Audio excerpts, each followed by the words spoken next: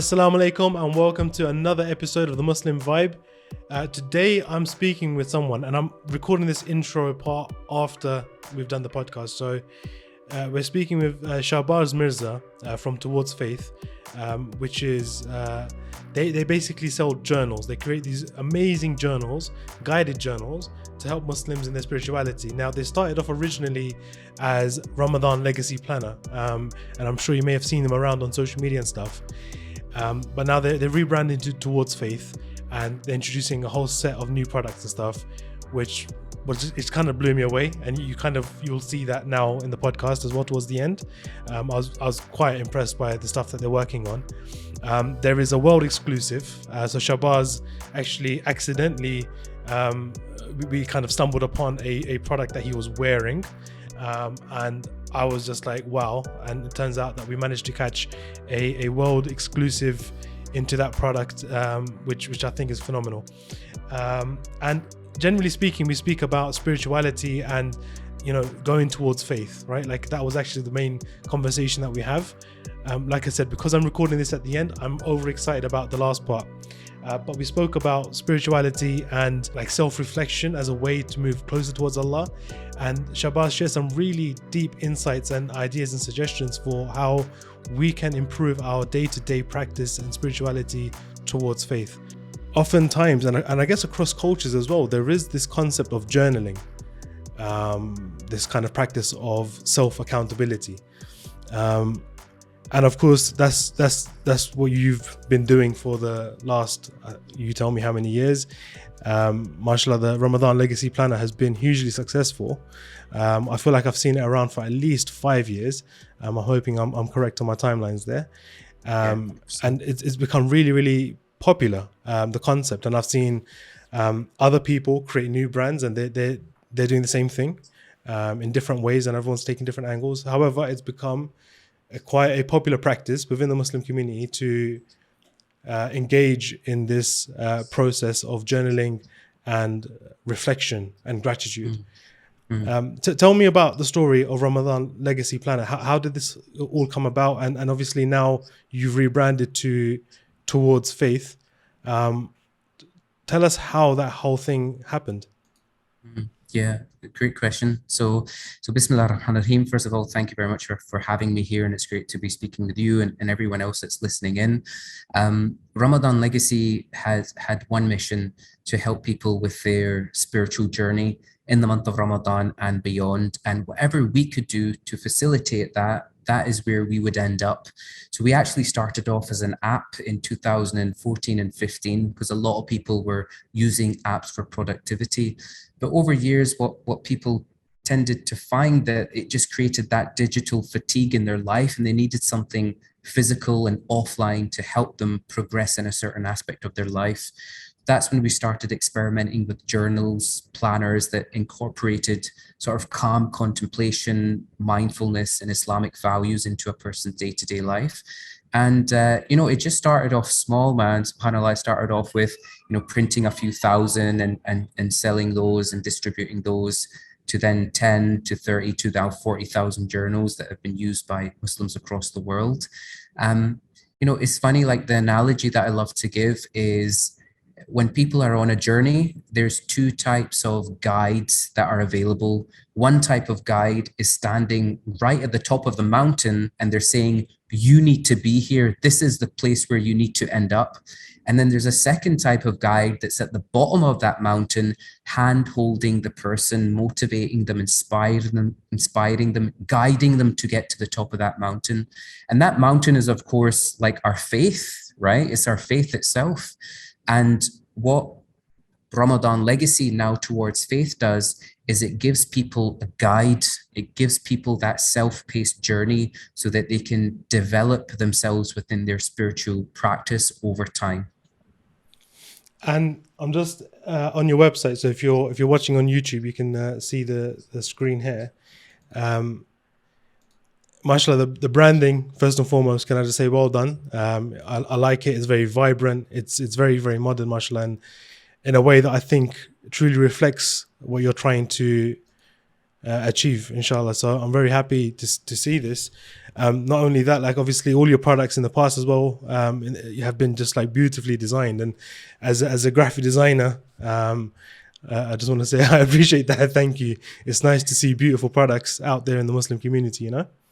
Thank you. And we were talking before about sort of diversity, and we make sure that we have that in the team. So we have people, from Singapore, Malaysia, Amsterdam, people of different nationalities, reverts, individuals at different stages of their kind of spiritual journey as well. And bringing that diversity onto like a team ultimately ends up in the products and the branding and what you say and how you say it. So it's been a result of everyone's efforts, mashallah.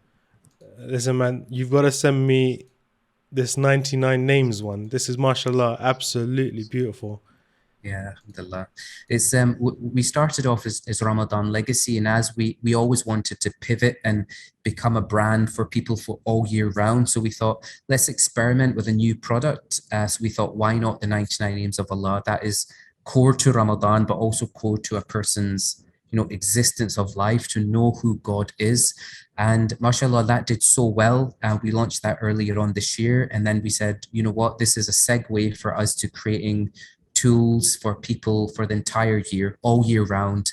And so, yeah, that was a beautiful project that we did that sort of allowed us to then start lots of other ranges that we're launching in the future, inshallah.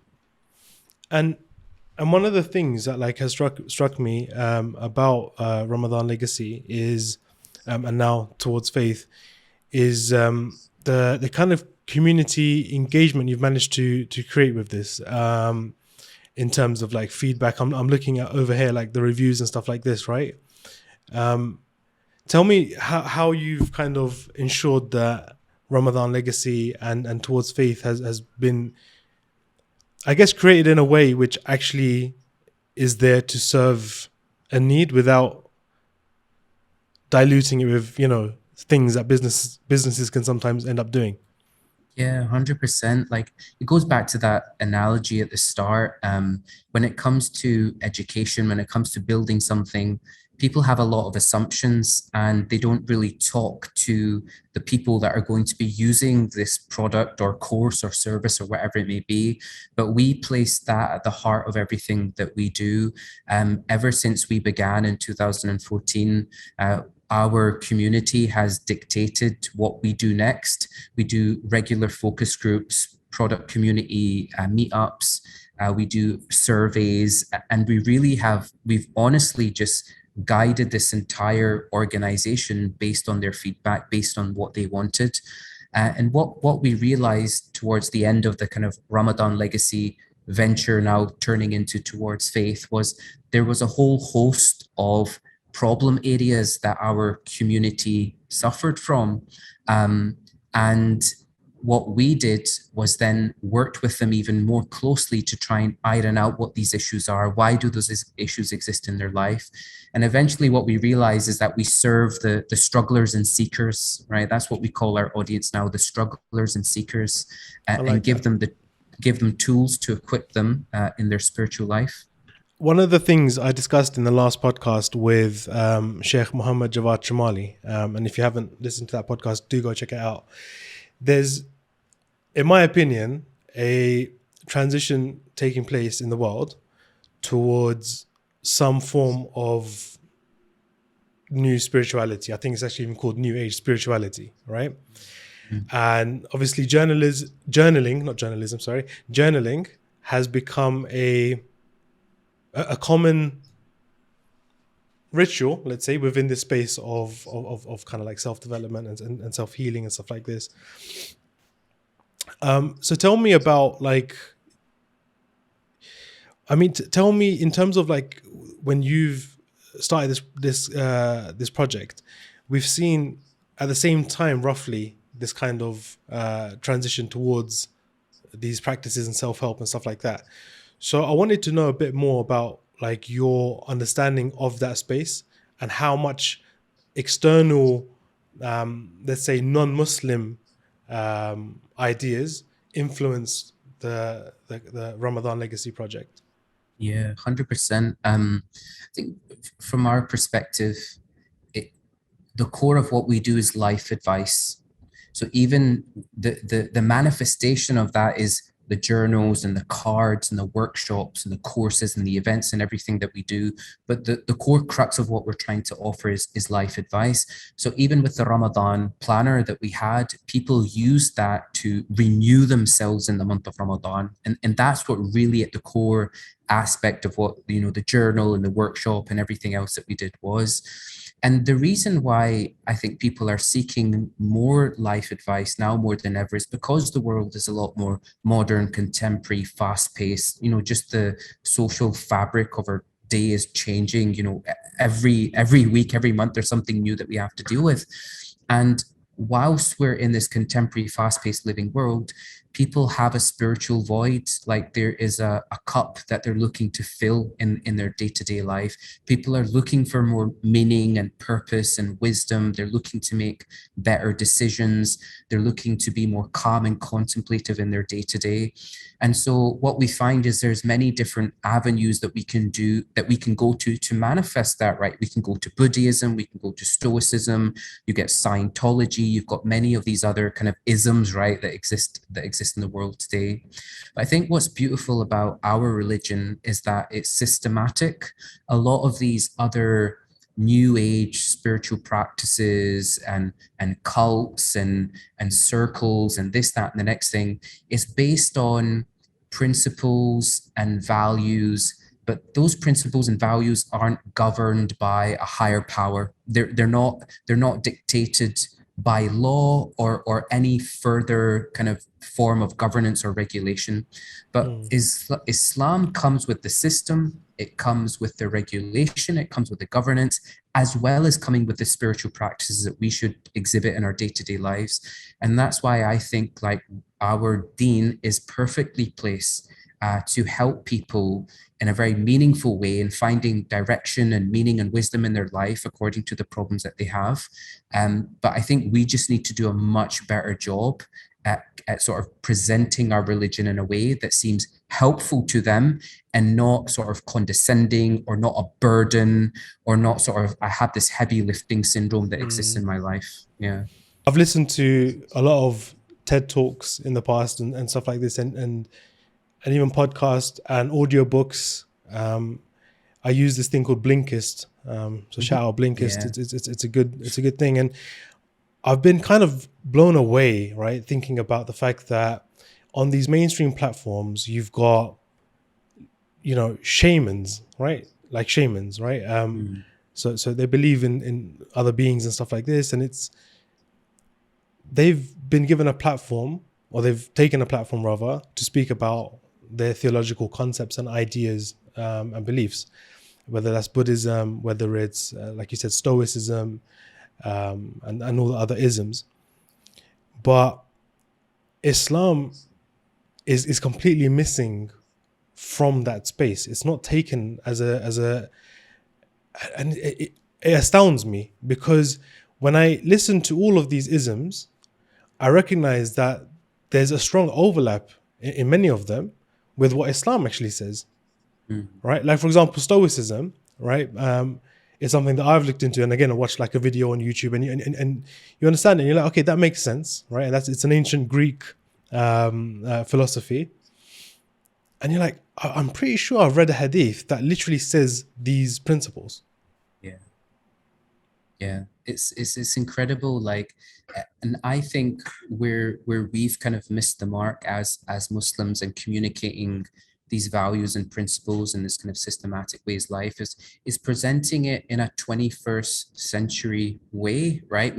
We haven't presented it or communicated it well enough to Muslim and non-Muslim audiences. And I was having a discussion about this too with one of my teachers, who's sort of a well-respected scholar. And he said that, maybe like 20, 30 years ago, the core mission of Islam was like the preservation of it, because a lot of the scholars in the Middle East and the Far East and other places. It was almost like the people that were the authors of these books were passing away. And so it had to be traveling to Medina, Al-Azhar, Mauritania, to preserve like the values and to preserve the texts and to preserve the sort of the learnings of Islam. But it goes, but what the focus should be now is purely the presentation of Islam. How do we communicate it in a 21st century way to 21st century Muslim millennials? And whoever focuses on that will get that mass market adoption. And if you look at sort of one of my kind of bugbears, or one of the things that I would love to see improve in the world, is can we communicate our religion, and the educational values of it in a way that appeals to the masses and not just the kind of 10% geeky Muslims that are already practicing, they're already engaged with some Islamic institution, but then there's this whole 90% of Muslims who are kind of just been left by the wayside. And I call them the disenfranchised Muslims. And I was probably one of them before myself. And I think it would just be amazing if we could kind of communicate to them in a meaningful way. 100%. And honestly, I share that same view as you in terms of where we're at as a community, in terms of like 90% are just kind of left by the wayside. Because that 10%, and I'm not saying all of that 10%, right? There's this transition that almost takes place that the more religious someone becomes, the more exclusive, and dare I say, sometimes even arrogant they become, right? Towards the 90% who they're just trying to figure it out, man.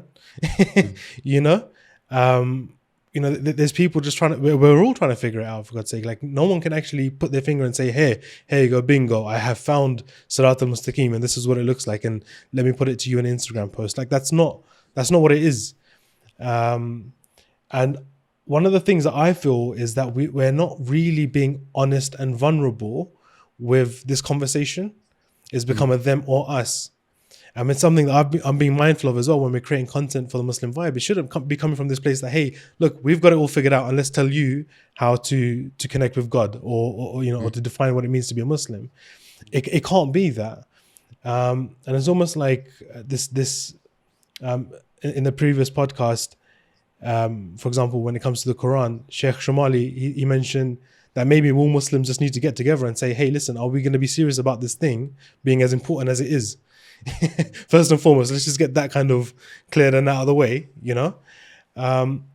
So tell me what's missing currently from our daily spiritual practice and rituals that can enable us, whether we're in the 90% or that 10%, that will enable us either way to get closer towards Allah and retain Him in our lives in a much more just doing it, I guess. Yeah, no, it's a great question. I think in terms of a macro level, so sort of speaking, if we're looking at Islamic education or spiritual practice as a landscape, we have all these different players in this landscape. I think one of the things that's missing is serving the strugglers and seekers first and foremost. The second thing is the kind of language and presentation that we use when we're talking about Islam, sort of getting people hyped up about it, making people feel inclusive, making sure that we have the right values that encourages a diverse audience and that everyone can be a part of this. I think those are the sort of the key things that are missing for me, especially. And also sort of synthesis of content. So whilst it's all fair and well telling people to wake up for Fajr and the two rakat of Fajr before the Fard is, better than anything else in the world. Whilst we can say that, it's inspiring people and telling them the Simon Sinek why of they should get up and pray those 2 rakat. And I think sort of that I say the Simon Sinek version of Islam is missing, right? I personally find that it's missing. So that in terms of the landscape, that's what I think is missing. And there's actually an amazing book that was published by Dr. Abdullah Shaheen on sort of modern pedagogies of Islamic education that are missing. And he went and did research across the UK and he put it down to 5 key things. And of those 5 key things, one of them was language and the other one was sort of synthesis of content. In terms of us as individuals, looking at it from a very personal perspective, what is missing from our day? I think what is missing from our day, very, very simply, is the right tools, right? It's the right tools. Like when the Fitbit came along, it gave everyone the inspiration, but also the confidence to walk 10,000 steps a day. It revolutionized how people were looking at fitness, how they thought about fitness, and it made fitness a lifestyle, right? So I think that all Muslims, right, we all have an awareness, and I think we were talking about this previously, we all have an awareness of what is required from us. Deep down inside, we all know what is required from us. We've heard it, we've seen it, but we just fail to have a willingness to act upon those requirements. What would increase the amount of willingness for us to do those requirements are having the right tools, having the right environment, having the right community. And if we as Towards Faith are able to provide that, and increase the willingness and therefore the actions and the deeds of people in the world today, that would be the ultimate goal, and that is what we're trying to achieve. But I honestly think it really comes down to having the right tools, and we just don't have enough tools within the education space in the world today. Besides journaling and the journals that you guys have produced, and we'll talk more about some success stories that you've had with that as well, because I'm really keen to find out if you've managed to speak to people and see how this has kind of helped them.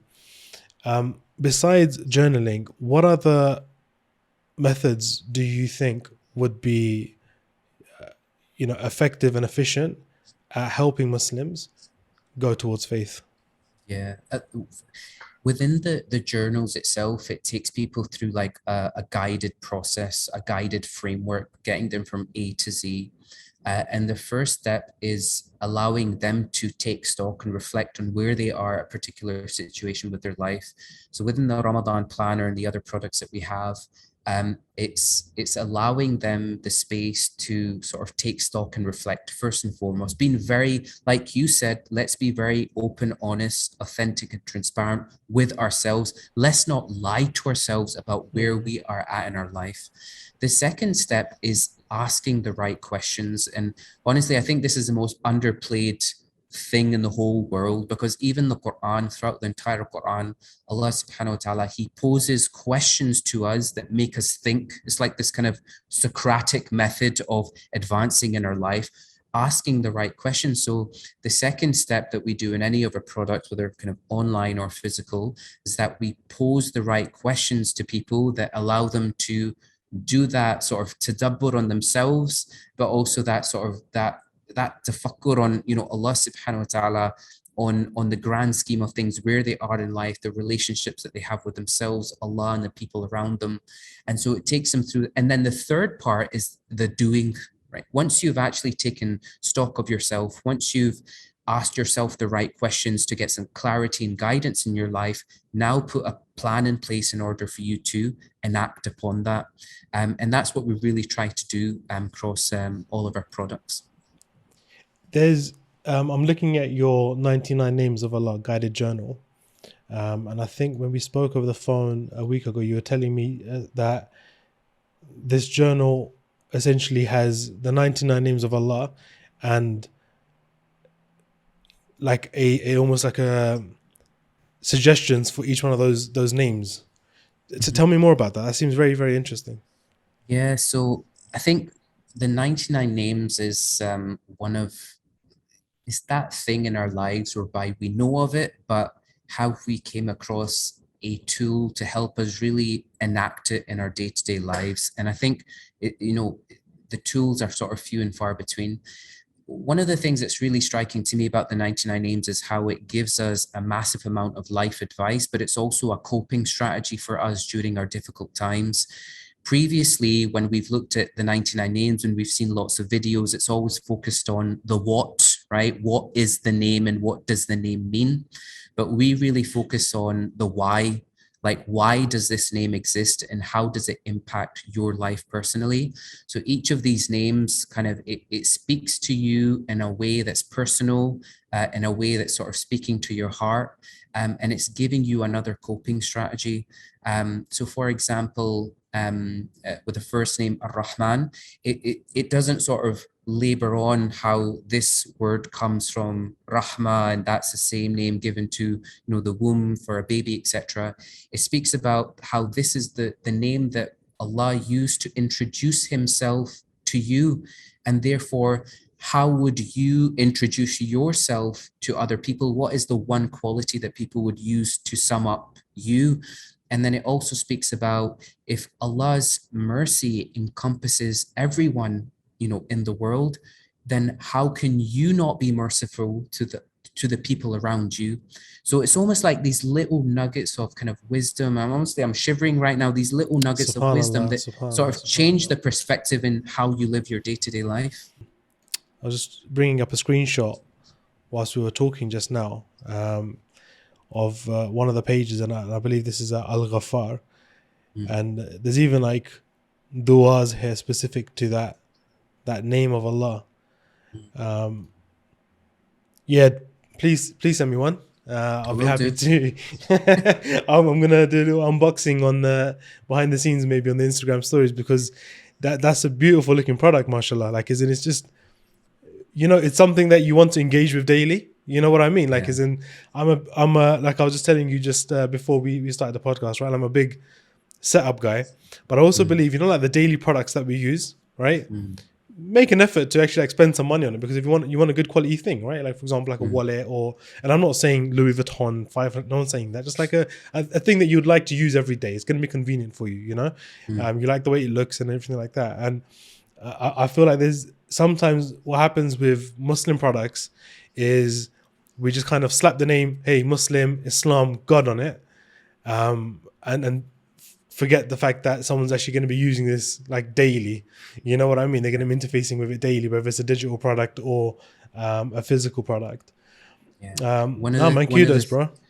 Thank you. One of the things that we're going to do with that and other ranges is bring it to life a little bit more. So having like a little kind of card stand thing that can sit at your desk, to basically turning the format of the content of what we have in different ways so people can access it quicker, because we sort of very transparently know that not everyone is a journaler or a planner type person, and how many can you actually carry around with you.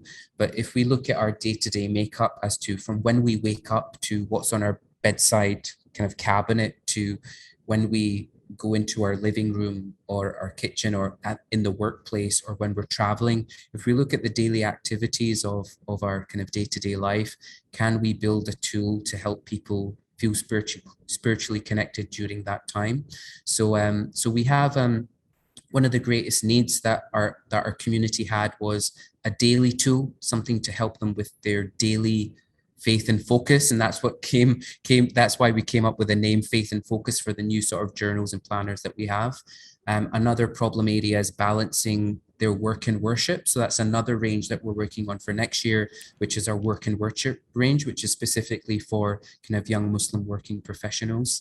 And so we're over time, we're basically identifying problem areas for the strugglers and the seekers, and building tools to equip them to overcome that particular problem area that they have.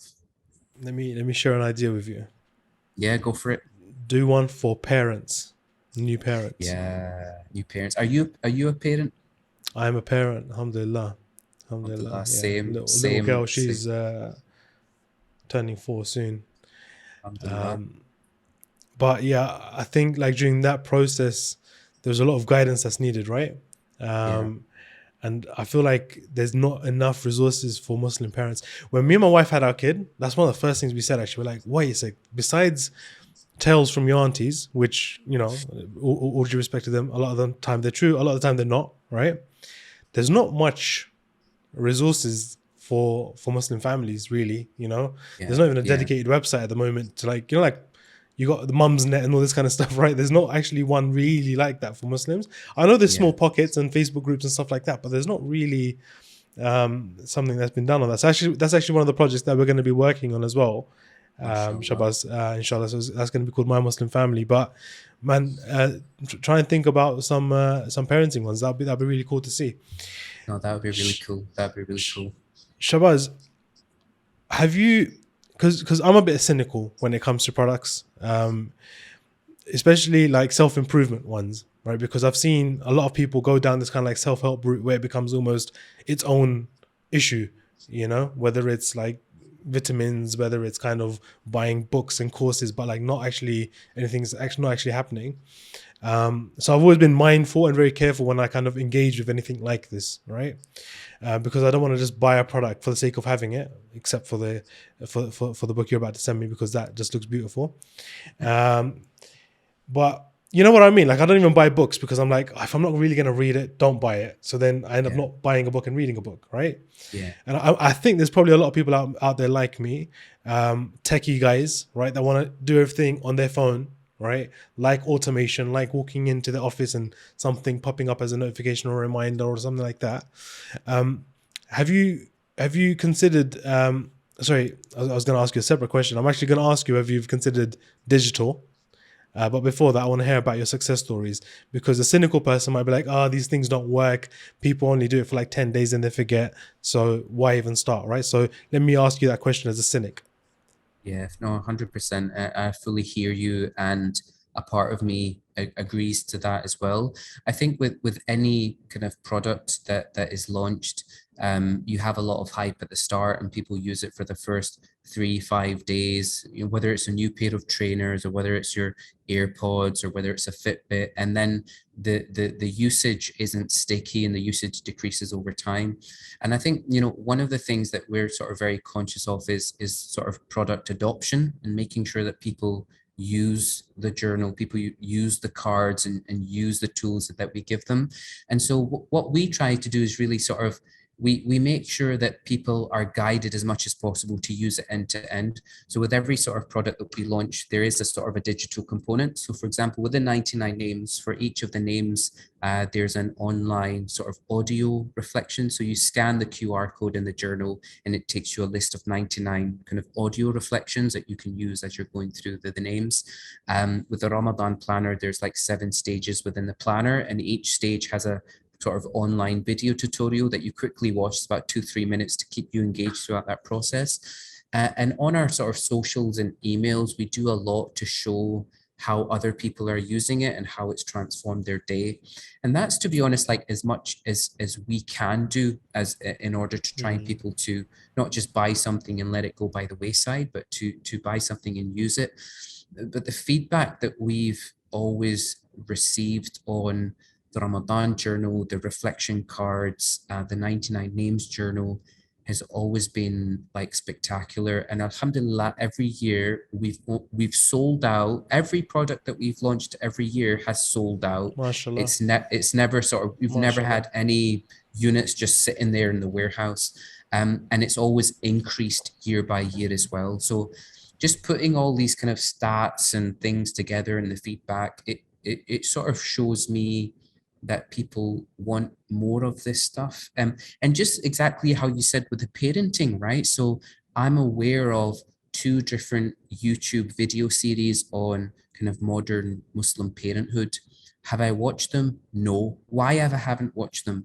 Because I'm looking at my screen all day for work. I'm looking at my screen for all my admin stuff and paying my bills and everything else. So when it comes to my spiritual practice, I don't want to look at a screen. I want something physical, something that grounds me in life, something that's not fatiguing, but something that's actually a bit of a relief to read and go through, and something that almost like takes me away from all of that hustle and bustle. And we've experimented with digital products in the past. So we had the Ramadan app, but what we found was that although lots and lots of people had used it, hundreds of thousands of people had used the app, people weren't sort of habitually using it, and people were just getting digitally fatigued.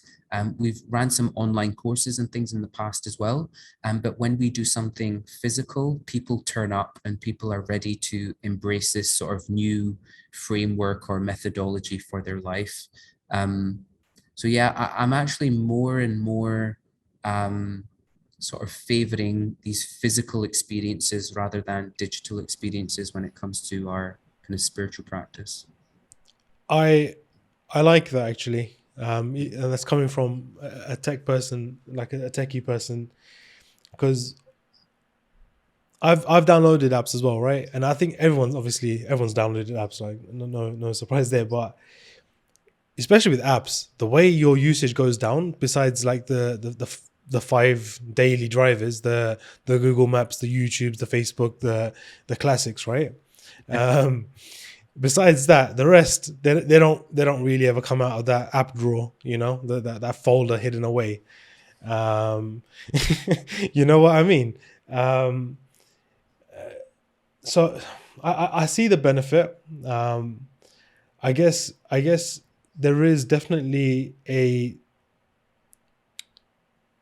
spiritual advantage as well, moving away from the screen.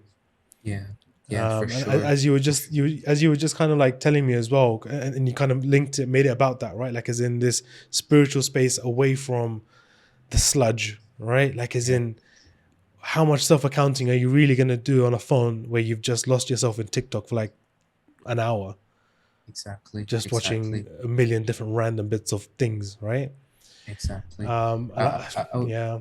I was saying this to one of our team members as well, and towards Faith the other day, that whenever I've attended a class or a course in person, I still remember topic by topic what I learned. You're right. I've done many courses online, and I couldn't tell you what happened, bro. I could not tell you what I learned in those online courses. It's true, man. It's even like, for example, during the pandemic, we've had obviously, lectures and mosque programs taking place online, right? Yeah. And you're sitting at home, you're trying to make the most of it, but it's not the same. It's just not the same. You know what I mean? And he said that the information retention is just not going to be there, because it's almost like your brain's just like filing it away as one of those long YouTube videos that you just watched. Do you get what I mean? That didn't really ever inspire you to do much. Yeah. I definitely see the line that needs to be drawn. Yeah, there was a study that was recently published saying that sort of in-person activities, tools, courses, things like that, you're 3.2 times less likely to get distracted and 4 times more likely to retain the actual information that you're absorbing.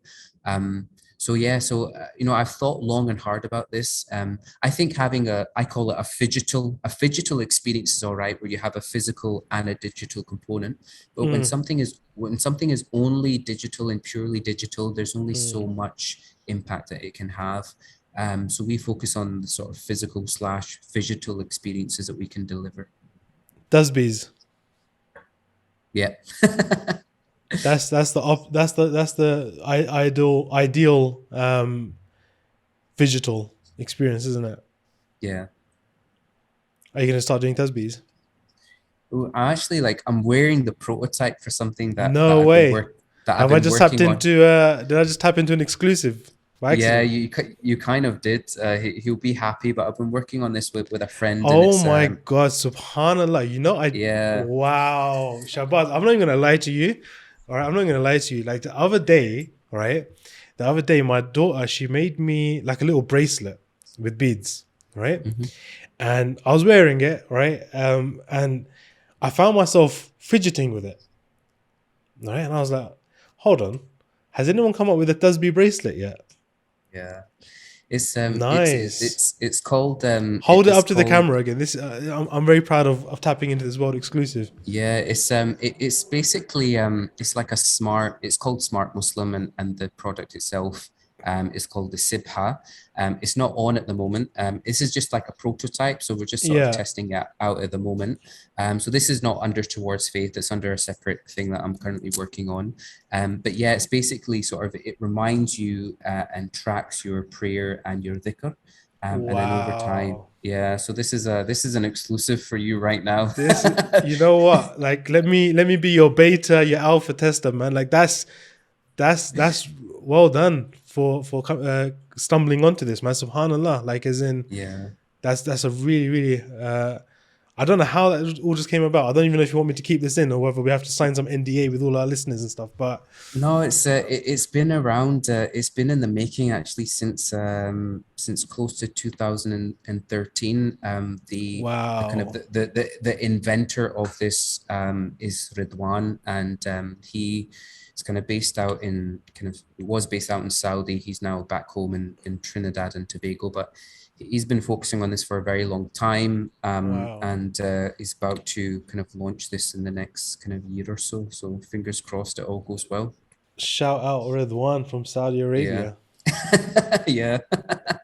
So yeah, he'll be Nice, happy when he sees this. He'll be happy when he sees this. nice. Mashallah. Honestly, I'm excited about that now as well. Um, do you want to use this moment to, I guess, impart any sort of not advice, because I don't want to put you in that awkward position, but like any sort of like suggestions and practical tips for our listeners that don't have the journal at the moment, but that can do something in their lives daily? Yeah, 100%. I think one of the things that's really helped for me is have a spiritual night, one night in the week. So on a Thursday night, me and my wife, we put off the Netflix, the phones, everything, and we just sit down and we have a chat about like our spirituality, where we're going in life, what we want to do. And it's not a heavy conversation, right? It's a light touch conversation. So we'll pray sort of Maghrib or Isha together, and we'll just sit down on the prayer mat and just kind of have a light conversation. And that sort of really helped us just sort of keep ourselves aligned, keep our marriage aligned as well, and bring in that spiritual kind of practice on a weekly basis. And what's beautiful about it is that you're able to just talk it out. The other week we had an event in London, and we were using our reflection cards. Got them here actually. We've got these beautiful reflection cards. And what they do is they ask the person, very kind of personal, deep, and sometimes like triggering questions. So this one is, do you give from what you love the most, right? Based on, the famous hadith.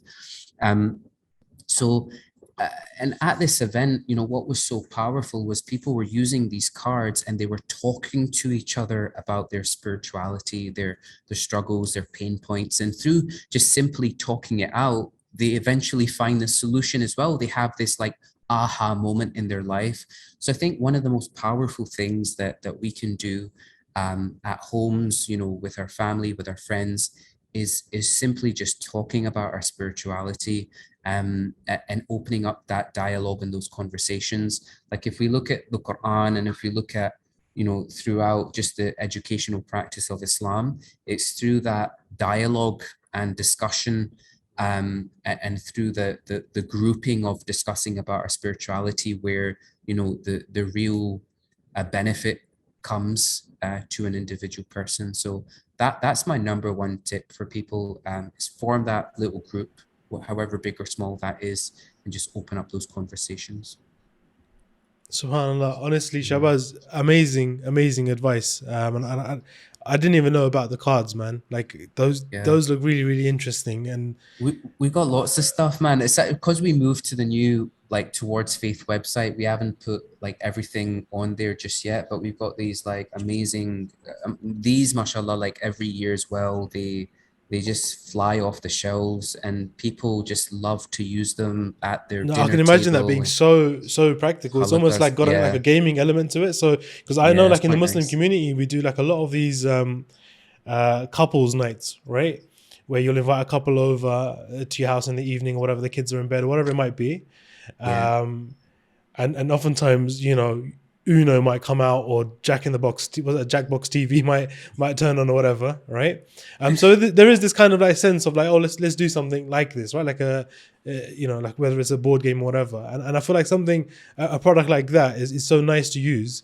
Um, well done, man. Mashallah. As in, that's all I can yeah. say. Because I didn't even know about the cards, but like that's such a practical product to create. When's that going Yeah, to be alhamdulillah. available online? Yeah, we had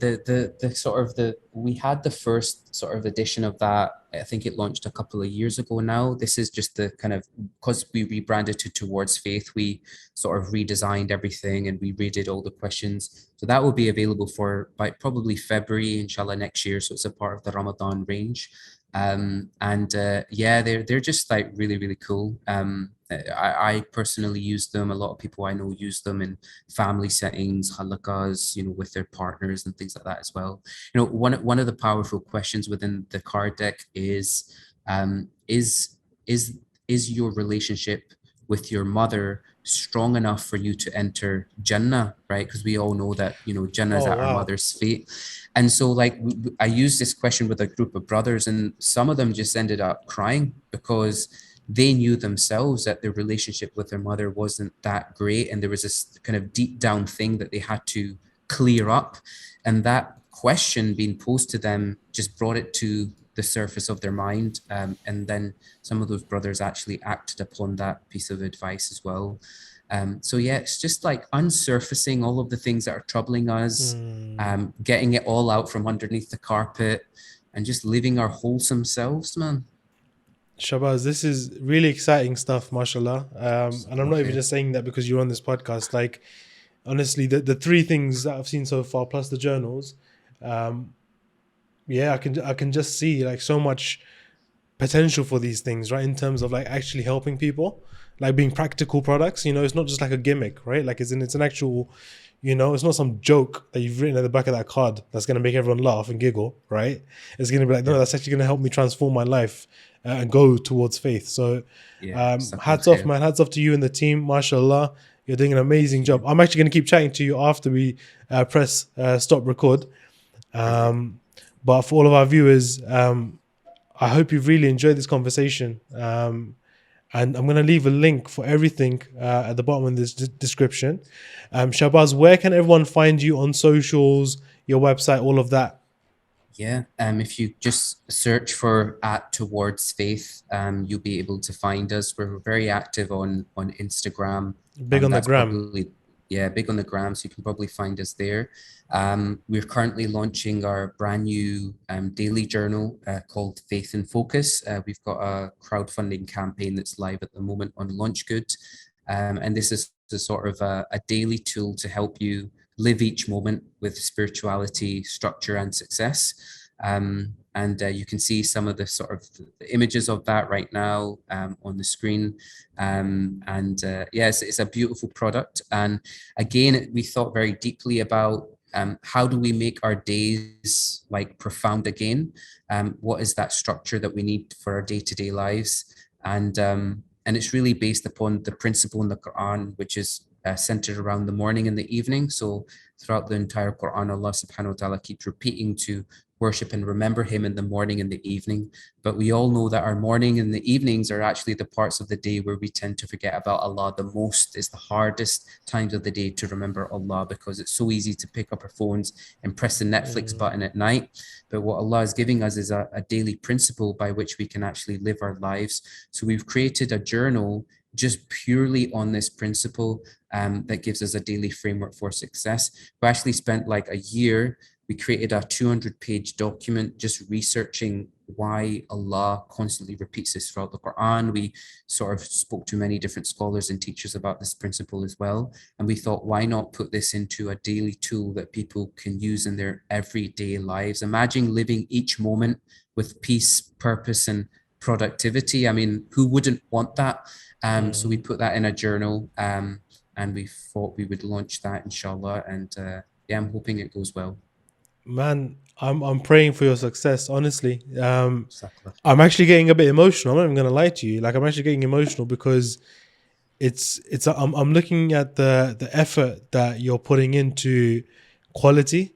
Mm, And it makes me emotional because I deal with Muslim brands so regularly as in my own job, right? As a mm, designer and marketer, and oftentimes it's like they want to just like wave a magic wand for their business to go well without actually putting in the genuine and authentic effort to actually help their people, their customers and the audience's life, you know.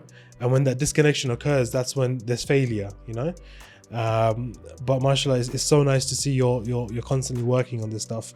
I'm actually excited to end the podcast because I want to keep talking to you offline Jazakallah khair. and off the record. Thank you so much, Shahbaz. And inshallah you'll be on the podcast again for sure, because I think there's a lot more to unpick. Jazakallah khair. No, thank you so much for having me. May Allah subhanahu wa ta'ala bless you, your family, and the Muslim vibe. And to all the listeners out there as well, thank you so much for listening in and checking us out. That was our conversation with Shahbaz Mirza from Towards Faith, previously known as the Ramadan Legacy Planner. I was actually blown away halfway through that podcast, as you may have seen and heard, because I didn't know that they did more than just journals, right? And obviously those journals are amazing, they look beautiful, but I was really blown away by the cards, the card deck that he had, which is like a way for you to like talk about certain things with friends or family. And I was just like, that's a phenomenal idea, like mashallah. And what really got me going was the Tasbih bracelet thing, and that coincidence is you can't make that stuff up. Like, I was literally thinking about a bracelet Tasbih 3 days ago, and you know, I just managed to catch that randomly. Anyways, it was exciting for me. I don't know if it was exciting for you, guys. Just wanted to, if you've made it this far in the podcast, just wanted to let you know we're currently working on an idea for a paid premium subscription service for the Muslim Vibe, called TMV Plus. Now, I want your guys' ideas and inputs and feedback on that process. We're trying to obviously make our project sustainable, and there's salaries to pay. There is full-time staff, and there's writers, and there's video producers and video editors, and you know, cameramen, and so much that we're putting money towards. So we want to make our operation sustainable. So there is this idea of a paid premium subscription service called TMV Plus, and I wanted your ideas and input and feedback on that. So I'm going to leave a link in the description below. Please take a couple of minutes just to kind of answer some questions, to give me some ideas, and then inshallah we'll look to roll that out within, I'd say, next month or two. So yeah, that would be really appreciated if you could do that. I'm not going to take any more of your time. I'm going to say goodbye. I'm going to leave it here, and I look forward to speaking with you guys next. Wait, I don't speak with you guys. I speak with the guests. Okay, this is going to make for a very awkward ending. Goodbye. Khadafiz. Salam.